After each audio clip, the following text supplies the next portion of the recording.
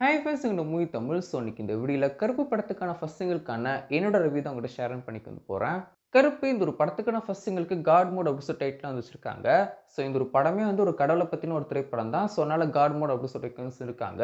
But இருந்தாலும் வேற ஏதாவது ஒரு டைட்டில் வச்சிருக்கலாமோ அப்படின்னு சொல்லிட்டு எனக்கு வந்து தோணும் செஞ்சு. உங்களோட ஒப்பீனியன் மறக்காம கீழே காமிச்சு ஷேர் பண்ணுங்க. சாங் எனக்கு எப்படி இருந்துச்சு அப்படின்னு சொல்லி கேட்டிங்கன்னா, எனக்கு ரொம்ப ரொம்ப ஒரு ஆவரேஜான சாங்காக தான் இந்த ஒரு சாங் இருக்கும்னு செஞ்சு. இந்த ஒரு படத்துக்கான ஃபர்ஸ்ட் சிங்கிள்க்கு நான் ரொம்ப ரொம்ப ஈகரா வெயிட் வந்து பண்ணிட்டு இருந்தேன். சாய் அபியங்கரோட மியூசிக் அப்படிங்கும்போது, இவர் கம்போஸ் பண்ண இதுக்கு முன்னாடி 2 திரைப்படங்கள், பல்டி ஆகட்டும், இல்ல டியூட் ஆகட்டும், இந்த 2 படங்களுமே சாங்ஸ் நல்லா தான் இருக்கும்னு செஞ்சுச்சு. முக்கியமா டியூட் படத்துக்கான ஃபர்ஸ்ட் சிங்கிள்லாம் எனக்கு ரொம்ப வந்து புடிச்சிருந்துச்சு. பட் இந்த ஒரு சாங் வந்து பார்த்தீங்கன்னா, பெருசா எனக்கு வந்து மியூசிக்காவும் பிடிக்கவும் செய்யல. லிரிக்ஸுமே சுத்தமா வந்து ஒரு லிரிக்ஸுமே கிளாரிட்டியா இருந்த மாதிரி இல்ல. லிரிக்ஸும் பெருசா வந்து கனெக்ட் ஆகல.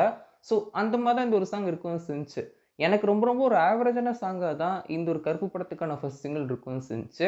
அண்ட் சினிமாட்டோகிராஃபி பொறுத்தவரைக்கும், இந்த ஒரு படத்துக்கான அந்த ஒரு ஃபர்ஸ்ட் டீசர் ரிலீஸ் பண்ணியிருப்பாங்க இல்லையா? Title teaser. அதிலிருந்து கலர் டோன லைட்டா சேஞ்ச் வந்து பண்ணியிருக்காங்க. ஸோ நீங்க வந்து பார்த்தீங்கன்னா தெரியும். அந்த ஃபர்ஸ்ட் ரிலீஸ் பண்ண டைட்டில் டீசர்ல இருந்த ஃப்ரேமுக்கும், இப்போ இருக்கிற ஃப்ரேம்ல இருக்கிற கலரிங்கும் கம்ப்ளீட்டா டிஃபரெண்ட்டா இருந்திருக்கு. ஒரு கிரீன் டோன் இருக்கிற மாதிரி இருக்கு. அது சுத்தமா செட்டே வந்து ஆகல. ஸோ அதெல்லாம் டீம் வந்து மாத்துனா நல்லாருக்கும். ஃபர்ஸ்ட் அந்த டைட்டில் டீசர்ல இருந்தது சூப்பரா இருந்துச்சு. இப்போ வந்து ரொம்ப ஆவரேஜா இருக்கவும் செய்யுது. Cinematography okay. பட் அதுக்கு அவங்க பண்ண கலரிங் ரொம்ப ரொம்ப ஆவரேஜா இருந்திருக்கு. ஸோ பார்ப்போம்.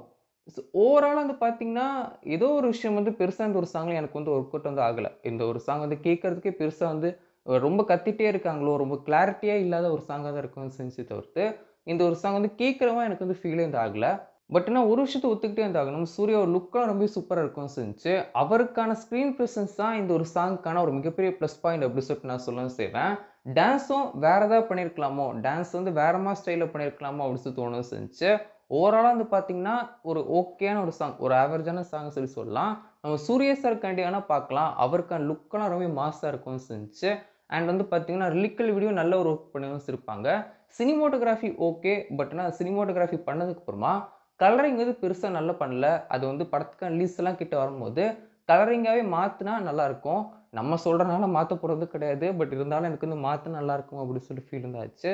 ஸோ உங்களோட ஒப்பீனியன் மறக்காம கீழ கமெண்ட்ஸ்ல ஷேர் பண்ணுங்க.